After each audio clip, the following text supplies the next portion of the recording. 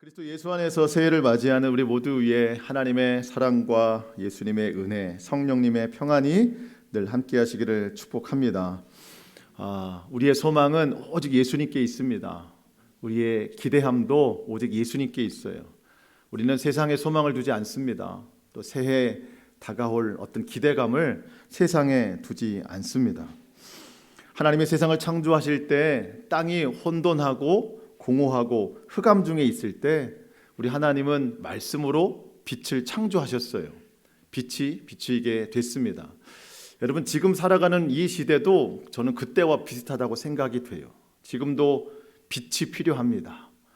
그때 그 말씀이 육신이 되어 우리 가운데 오신 예수 그리스도 주님만이 우리의 흑암 중에 있는 모든 삶의 빛이 되십니다. 우리가 늘 그 빛 가운데 거하면서 살아가야 돼요. 그래야 내 삶의 어둠이 떠나가고 가정 안에 혼돈이 떠나가고 인생의 공허가 다 떠나가게 되는 거예요.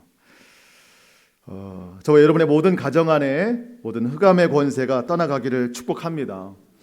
그래서 이 시간 함께 예배하는 우리 모두 위에 새해에는 더욱더 영과 육이 강건하시기를 축복합니다.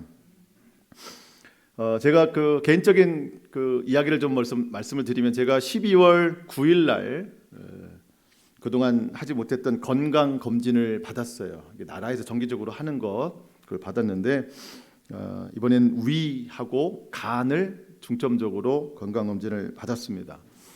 생각보다 꽤 시간이 오래 걸리더라고요. 다 마치고 나서 그 의사 선생님의 소견을 듣는데 전반적으로 다 괜찮다라는 말을 들었어요. 다행이라고 생각이 됐죠.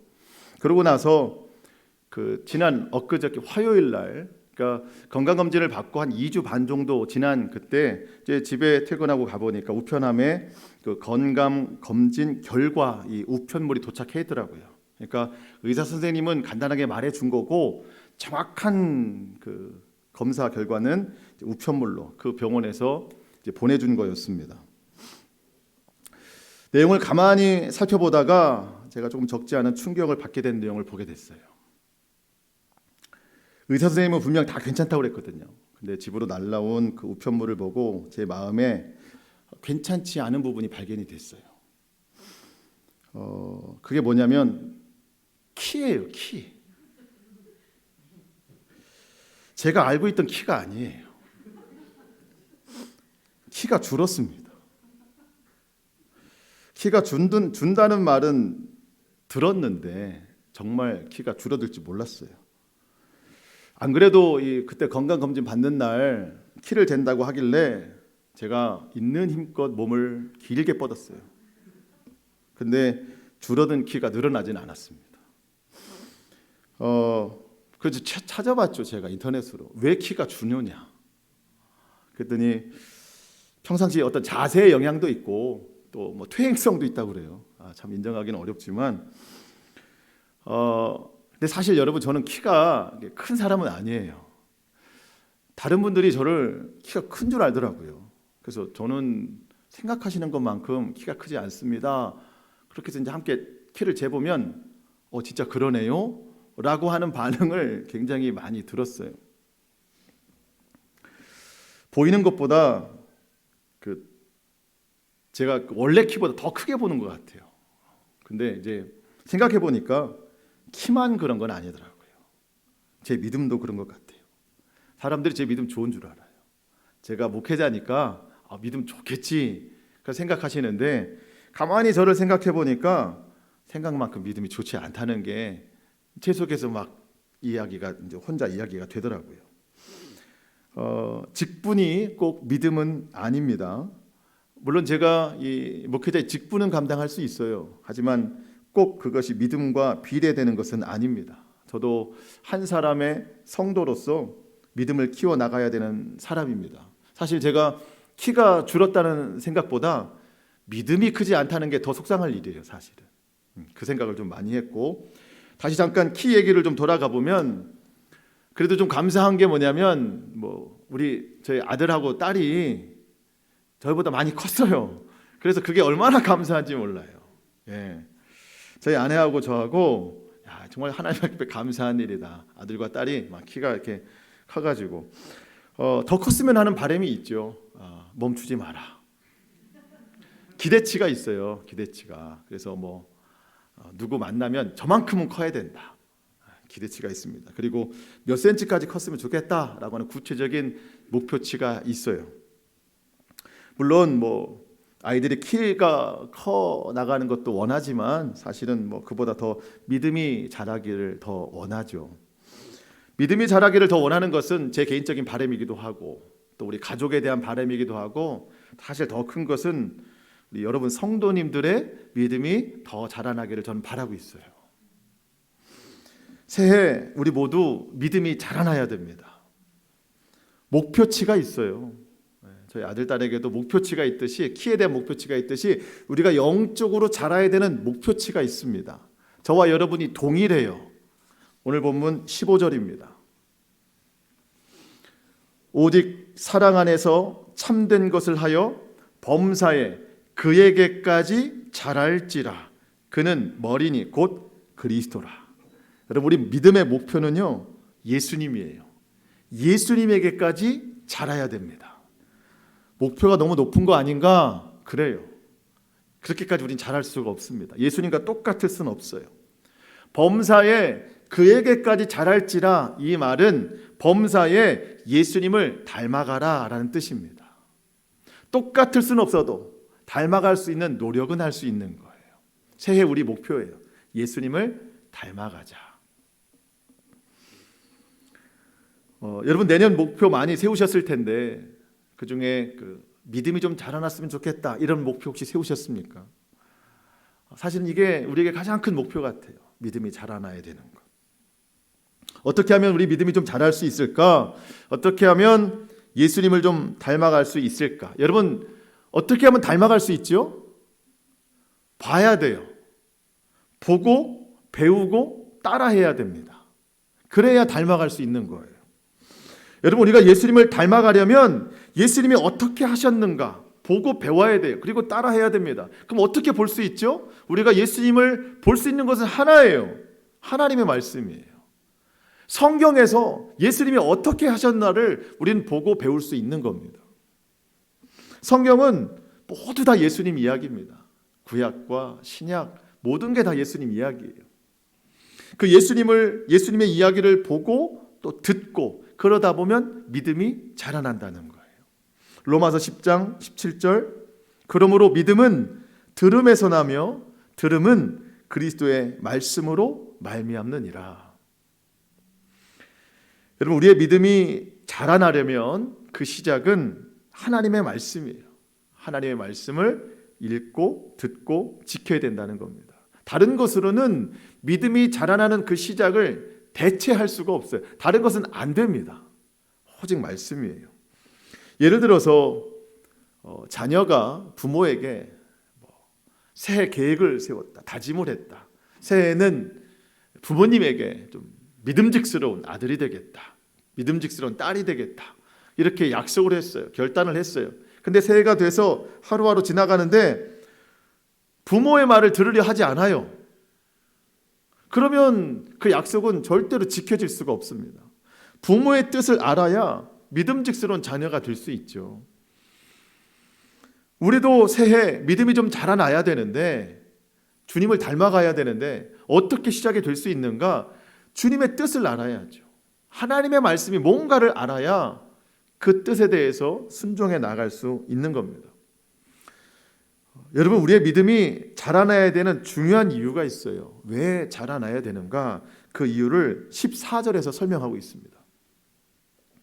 14절 이는 우리가 이제부터 어린아이가 되지 아니하며 사람의 속임수와 간사한 유혹에 빠져 온갖 교훈의 풍조에 밀려 요동하지 않게 하려 함이라.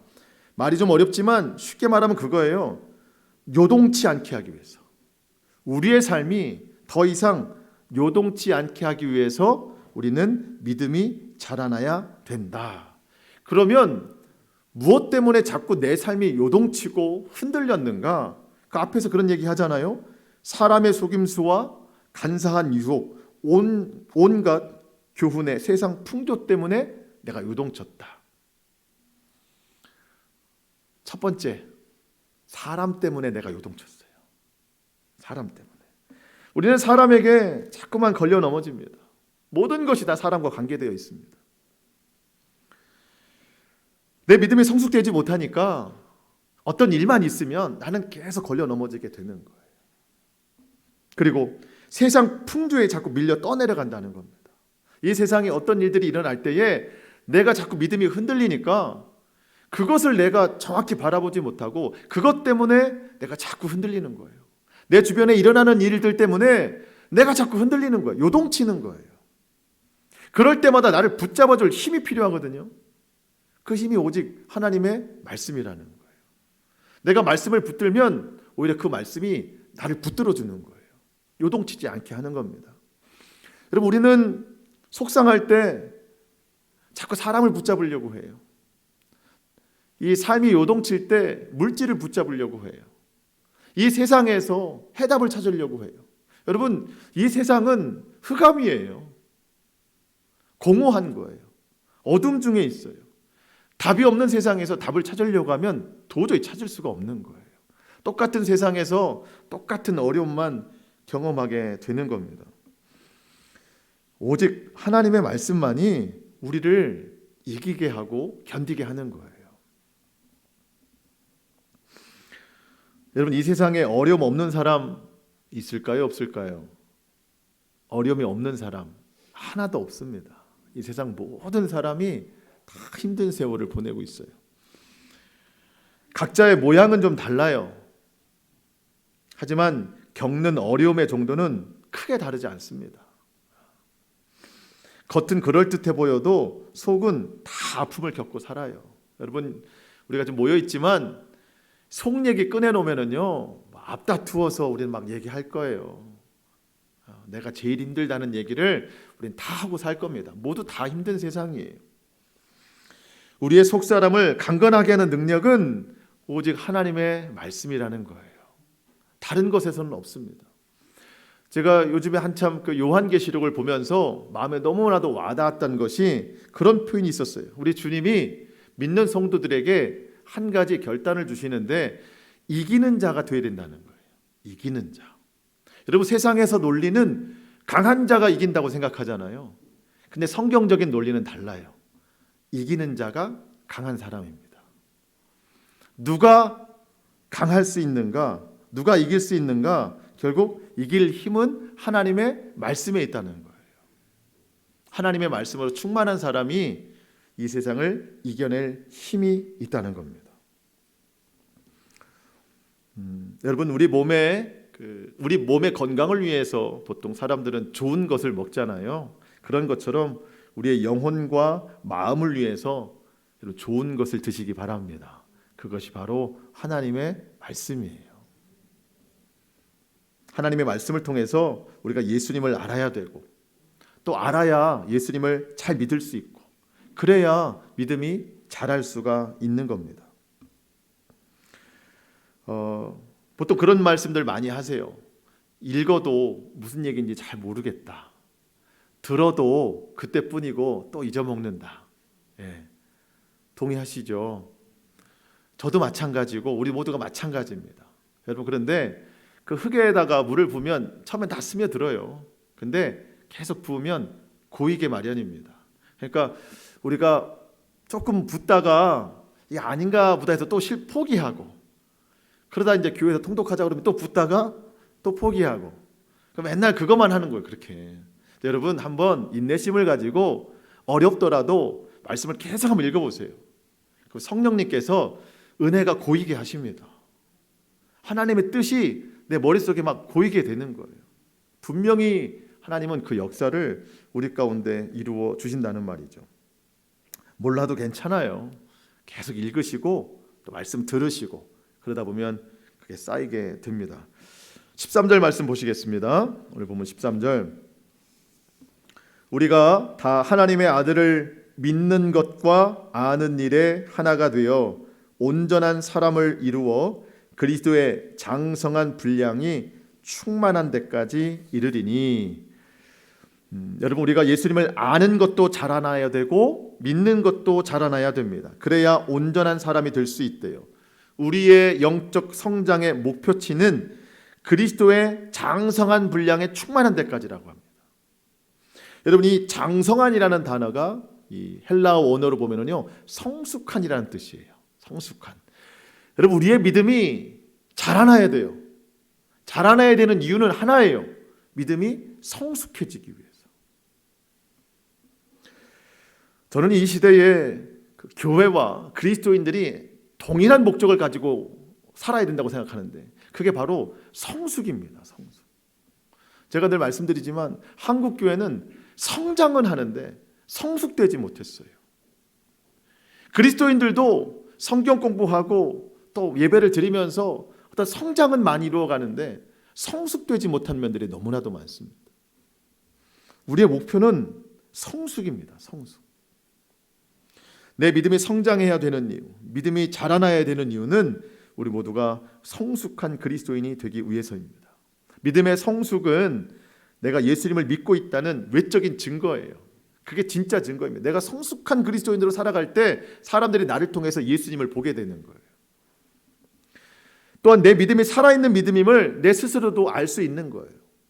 여러분, 성숙한 믿음 갖고 계십니까? 여러분, 아이와 어른의 차이가 뭐예요? 성숙의 차이입니다. 성숙의 차이. 근데 어른이라고 다 성숙한 건 아니에요. 요즘 보면 성숙하지 못한 어른들이 얼마나 많습니까?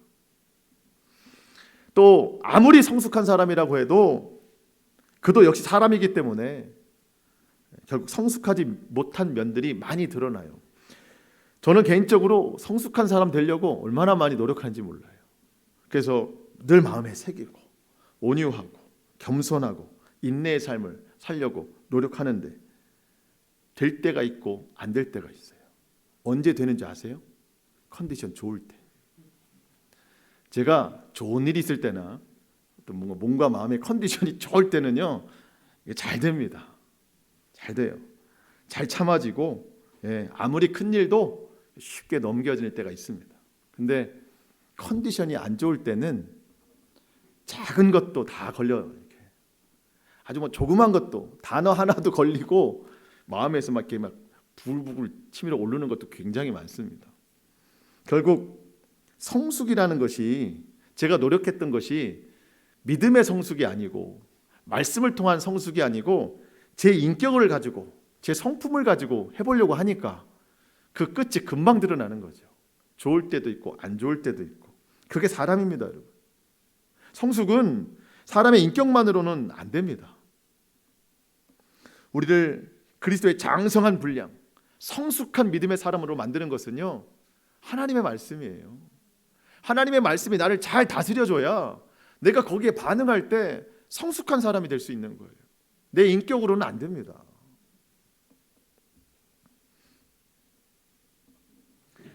내 믿음이 성숙해지면은요, 하나님이 제일 기뻐하시고, 그 다음은요, 제 아내가 제일 기뻐하고, 가족이 제일 기뻐하고, 내 주변 사람들이 다 기뻐합니다. 다른 사람들만을 위해서 내가 믿음의 성숙을 이루느냐? 그렇지 않습니다. 내가 믿음의 성숙을 이루면 나에게 가장 좋은 일이 많이 생겨요. 그동안은 항상 죄에 넘어지고 또 어떤 일들에 대해서는 다 좋지 않게 반응하고 부정적인 생각이 들고 걸려 넘어지던 일들이 내가 하나님 말씀에 반응하고 성숙한 그리스도인들이 되기 시작하면, 여러분, 그 모든 것들, 내가 그동안 지고 살았던 모든 것들을 능히 이겨낼 수 있는 능력이 생기는 거예요. 내가 제일 좋아져요. 내가 믿음의 성숙을 이루면. 그동안 세상 풍조에 휘몰아치는 그것들에 대해서 내가 요동치며 살아갈 때, 물론 여러분 내년에도 같은 일들은 반복이 됩니다. 세상은 달라지지 않아요. 하지만 내가 달라지면 세상이 바뀝니다. 내 믿음이 성숙해지면 내 반응이 달라져요. 내가 달라지면 관계가 달라지고요, 가정이 달라지고 모든 삶이 다 달라지는 거예요. 여러분, 그래서 우리의 믿음이 더 자라나야 되고 그 자라난 믿음으로 우리의 믿음이 성숙해져야 됩니다. 우리가 성숙한 삶을 잘 살아야 되겠습니다. 여러분 새해 여러 가지 계획들이 많이 있으실 텐데 또 이루고자 하는 소망들이 많이 있으실 텐데 그 어떤 것보다 우리의 영적인 성장, 믿음의 성숙을 위해서 노력하시기를 바랍니다. 아까도 말씀드렸지만 우리가 몸을 더 건강하기 위해서 좋은 것을 섭취하듯이 우리의 영을 위해서 가장 좋은 것은 하나님의 말씀입니다. 하나님의 말씀을 많이 읽고 듣고 지키는 습관이 필요합니다. 또 우리 몸이 건강하려면 그런 얘기도 하더라고요. 좋은 것을 먹는 것도 중요하지만 좋지 않은 것을 안 먹는 게 더 중요하다. 저는 이게 영적으로 굉장히 중요한 것 같아요. 우리가 하나님의 말씀을 보고 읽고 듣고 지키기도 하는데 왜 이렇게 내 삶이 자꾸 흔들릴까 보면 내 영에 좋지 않은 행동들을 내가 너무 많이 하고 살아요. 그렇다 보면 그게 어떤 좋은 것과 좋지 않은 것의 1대1의 관계가 아니라 좋지 않은 것이 내 영을 다 잡아먹어요. 그러니까 내가 늘 힘들고 버겁고 요동치며 사는, 사람에게도 늘 걸려 넘어지는 성숙되지 못한 삶을 사는 것 같습니다. 우리의 믿음과 영혼을 위해서 내가 하지 말아야 될 생각이나 마음, 행동, 말 이런 것들 내가 제일 잘 알죠. 내 자신이 하지 말아야 될 것이 무언가를 내가 제일 잘 압니다. 여러분 성경은 그것을 옛사람을 벗어버리는 거다 이렇게 이야기를 하고 있어요. 우리가 오늘 보지는 않았지만요 4장 22절 말씀을 보시면 4장 22절 말씀, 너희는 유혹의 욕심을 따라 썩어져가는 구습을 따르는 옛사람을 벗어버리고, 옛사람, 좋지 않은 것들을 섭취했던 그 습관들을 다 벗어버려야 돼요. 여러분 우리가 더 이상 죄에 사로잡힌 자로 살아갈 수가 없습니다. 하나님의 거룩한 자녀로서 하나님이 기뻐하시는 일들을 하면서 살아가야 돼요. 여러분 마귀가 좋아하는 일들을 하면 안 됩니다. 마귀가 내년에 할 일 뭐가 있을까요? 27절에 보면 4장 27절에 보면 마귀에게 틈을 두지 말라 이렇게 경고하고 있거든요. 그럼 내년에 마귀는 뭐하고 살까요? 우리의 틈을 노리고 삽니다. 틈을 노리고 살아요. 우리가 하나님을 예배하고 성경을 말씀을 보고 이런 것들에 대해서는 전혀 긴장하지 않아요. 우리가 영적 생활을 하다가도 일상으로 돌아갔을 때 마귀는 또 틈을 노립니다. 거기를 치고 들어와요. 근데 생각보다 우리가 틈이 많아요. 마귀가 할 일들이 너무 많은 거예요. 우리가 이렇게 결단하고 또 송구영신 예배를 드리면서 새로운 마음의 각오를 가지고 이렇게 하는데 마귀가 긴장을 안 하네요. 왜냐하면 우리가 살다 보면 틈이 너무 많이 생기기 때문에 그래요. 마귀는 그 틈을 타고 우리를 유혹하고 또 시험합니다. 그럼 우리는 또 져요. 그 틈, 그것에 대해서 또 넘어가고 시험에 빠지고 온갖 세상 풍조에 휘말리고 요동치는 인생이 됩니다. 물론 우리는 완벽할 수 없어요. 틈이 없을 수 없습니다. 하지만 우리가 그 자리에 틈이 있더라도 여러분 어떤 사람은요 그 틈이 있는 자리, 마귀가 공격했을 때 그 자리에 완전히 들어놓는 사람이 있어요. 근데 하나님의 말씀을 가까이 하는 사람은요 유혹과 시험이 오더라도 잠깐은 멈출 수 있어요. 하지만 그 자리에서 털고 일어나서 다시 하나님께로 나아가는 거예요.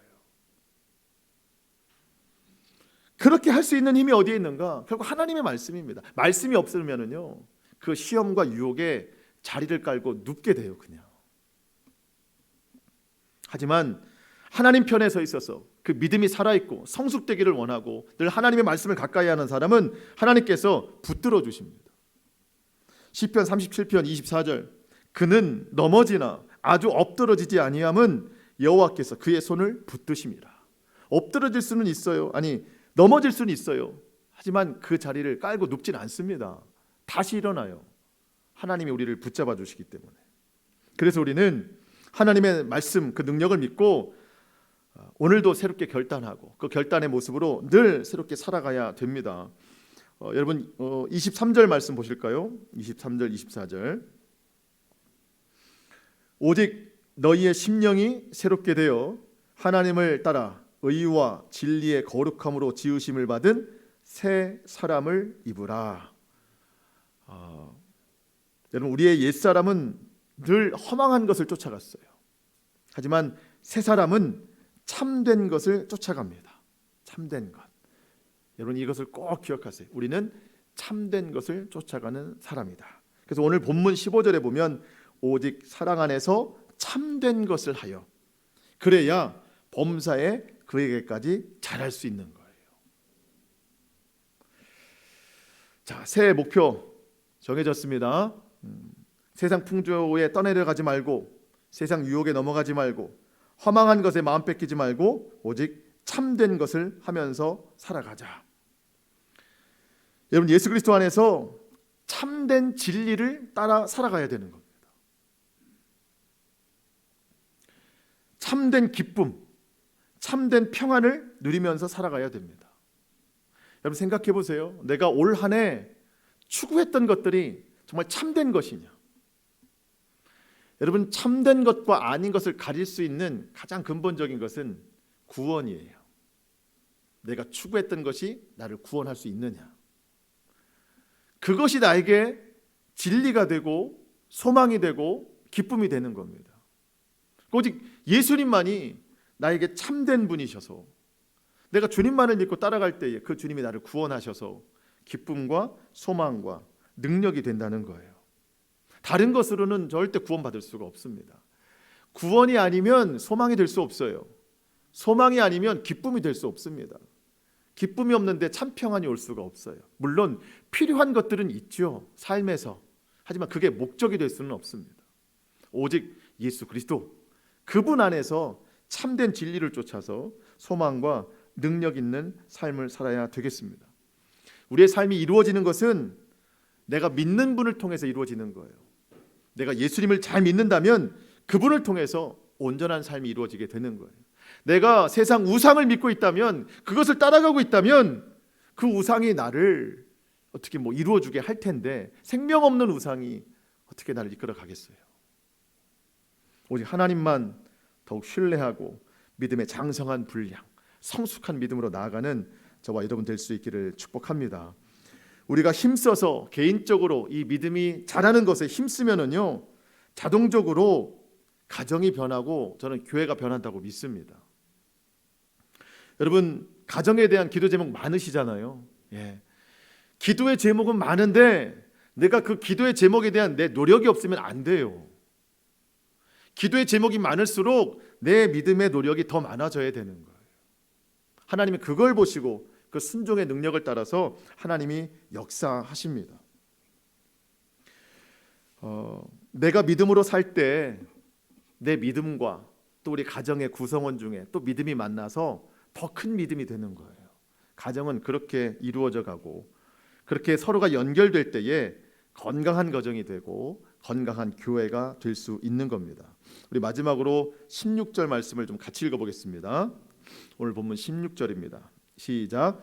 그에게서 온 몸이 각 마디를 통하여 도움을 받음으로 연결되고 결합되어 각 지체의 분량대로 역사하여 그 몸을 자라게 하며 사랑 안에서 스스로 세우느니라. 아멘. 이렇게 문장이 좀 길다 보면 뒷부분 가면 앞부분을 다 잊어먹죠.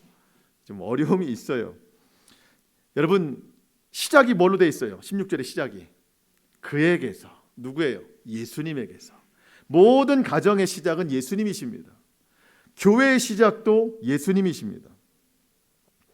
예수님에 대한 믿음이 없으면 몸된 교회, 몸된 가정은 건강할 수가 없어요. 예수님에 대한 믿음으로 출발되는 가정 안에 성령님께서 그 가정을 사랑으로 연결시키시고 믿음으로 결합되게 하셔서 각 지체의 분량대로 역사가 나타나게 하신다는 겁니다. 여러분, 이렇게 설명을 드리면 이해하기가 좀 쉬우실 텐데요. 여러분, 사람의 수고와 열심 다 중요합니다. 근데 성령님께서 각 지체의 분량대로 역사하실 때 더 큰 능력이 나타나는데요. 가정의 구성원들이 각자가 힘써 막 노력합니다. 출근해서 열심히 일하고 더 열심히 일하고. 근데 가족이 모여보면 행복이 없어요. 각자가 열심히 사는데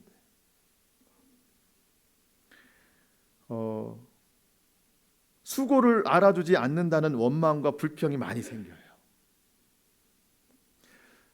각자가 열심히 살면 생활은 좀 나아질 수 있습니다. 근데 가정 안에 기쁨과 평안이 회복되지 않는 이유는 사람만 열심히 하기 때문이에요. 그 가운데 성령님께서 함께 하시지 않기 때문이에요. 여러분, 기계도 기름칠을 해줘야 부드럽게 돌아가잖아요. 성령님은 기름 부으심이 있는 분이에요. 우리 가정이 각자가 열심히 해도 성령의 역사가 없으면 빡빡한 거예요.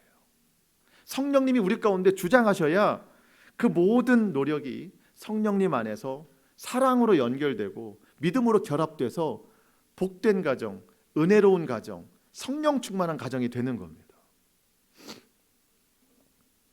성령님께서 각 사람을 연결해 주셔서 그 각 지체의 분량대로, 아빠는 아빠대로, 엄마는 엄마대로, 자녀들은 자녀들대로, 이렇게 각 지체 분량대로 성령님이 최고의 능력을 하시게끔 도와주시는 거예요. 그때 그 가정 안에 놀라운 역사가 일어나게 된다는 거예요. 말이 어렵지만 쉽게 얘기하면 믿음의 가정이 되어야 된다는 거예요. 오직 예수님 우선, 말씀이 충만한 가정, 또 예배가 있는 가정, 그냥 어떻게든지 믿음으로 살기를 결단하면 성령님께서 그 가정 안에 역사하신다는 거예요. 여러분, 바라기는 새해는 우리 모든 가정 안에 정말 예수 그리스도께서 참된 구주이심이 진정으로 선포될 수 있기를 축복합니다. 그냥 우리 가정의 종교가 기독교가 아니에요. 예수님이 살아계셔야 돼요. 그러기 위해서 오늘 함께 예배한 여러분들이 힘쓰셔야 돼요. 그래야 온 가족이 예수 안에서 하나가 될 수 있는 겁니다. 그럴 때 성령님께서 강력하게 역사하시는 거예요. 그때 우리 모든 삶의 열심과 수고를 성령님이 하나로 아름답게 만들어 주시는 거예요. 여러분, 그래서 새해 더욱 믿음으로 하나 되는 가정, 또 말씀을 가까이 하고 순종하는 가정, 성령의 역사를 이루는 가정 될 수 있기를 주님의 이름으로 축복합니다. 교회도 마찬가지죠. 새해 우리 교회가 더욱 믿음으로 하나됨을 힘쓰고, 우리 교회 오늘 세 가지 목표라고 그랬어요. 믿음이 자라나는 성도, 사랑이 풍성한 교회, 또 하나님 나라를 소망하는 가정. 이 세 가지 목표를 새해 우리가 잘 이루어야겠습니다. 자, 말씀을 마치겠습니다. 여러분, 새해 우리 모두의 믿음이 자라남이 있기를 소망합니다. 그것을 위해서 진실한 마음으로 힘써 노력하는 성도가 되어야 되는데, 여러분, 믿음이 아니면 참된 삶을 살아낼 수가 없어요. 오직 사랑 안에서 참된 것을 해서 범사의 그리스도에게까지 자라나는 그 믿음의 성장과 성숙을 이루는 우리 모두가 될 수 있기를 주님의 이름으로 축복합니다. 아멘. 우리 결단의 기도를 이루기 위해서 우리 마태복음 5장 10절 말씀 함께 선포하고 들은 말씀 가지고 기도하겠습니다. 함께 선포하시겠습니다. 의를 위하여 박해를 받는 자는 복이 있나니 천국이 그들의 것임이요. 오늘 주신 말씀 하나님 앞에 결단하며 기도하겠습니다. 함께 기도하시겠습니다.